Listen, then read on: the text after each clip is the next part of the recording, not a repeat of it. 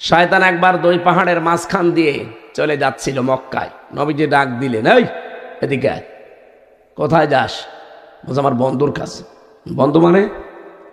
আপনার উম্মতের ভেতরে 10 প্রকার মানুষ আমার বন্ধু, আমি তাদেরকে খুব ভালোবাসি, আমি বন্ধুত্ব হিসাবে তাদেরকেই মেনে নিয়েছি, তাদেরকে আমি এখন একজন বন্ধুর কাছে যাচ্ছি তার উপকার করার জন্যে।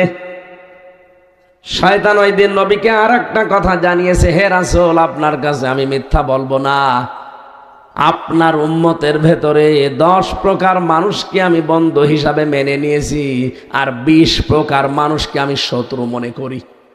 আমার আলোচনার বিষয় 30টা। এই আয়াত থেকে এই তথ্যগুলো সব বের করব।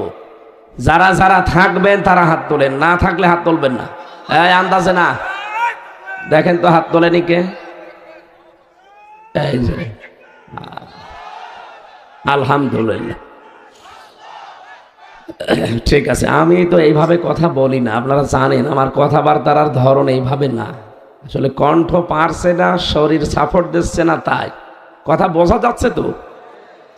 আমরা এই 30টা বিষয় দেখি, অন্য কোনো মানুষ কিন্তু না, ইহুদি খ্রিস্টান মুশরিক সব বাদ, শুধু নবীর উম্মতের ভেতরে শয়তানের বন্ধু কয় প্রকার মানুষ। সূরা ফাতির, ফাতির শব্দের শাব্দিক অর্থ কোন মডেল ছাড়া, নমুনা ছাড়া যিনি তৈরি করেন। এই পৃথিবী আল্লাহ বানিয়েছেন কোন মডেল দেখে দেখে, কোন নমুনা দেখে দেখে। আমাদেরকে যে আল্লাহ বানালেন কোন নমুনা দেখে। বলেন বলেন, এই যে যিনি নমুনা ছাড়া, মডেল ছাড়া বানাতে পারেন তার নাম ফাকির। তিনি তৈরি করেছেন কোন নমুনা, মডেল, চিহ্ন ছাড়া।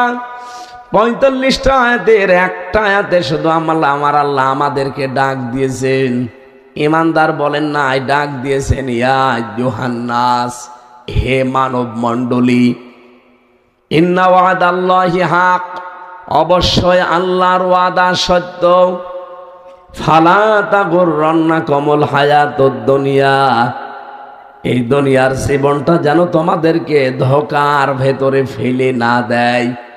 দুনিয়ার জীবনে ধোঁকায় পড়ে যেও না। ওয়ালা ইয়াগুররান্নাকুম বিল্লাহিল গারুর, আর ওই মহাপ্রবঞ্চক, ওই শয়তান, ওই প্রবঞ্চকের ধোঁকায় পড়ে তোমরা যেন আল্লাহ সম্পর্কে আত্মভোলা হয়ে থেকো না। এটা বাংলা অর্থ ছিল। মহাপ্রবঞ্চক বলতে আল্লাহ কাকে ইঙ্গিত দিয়েছেন তার পরের আয়াতে জানিয়েছেন, ইন্নাশ শাইতানা লাকুম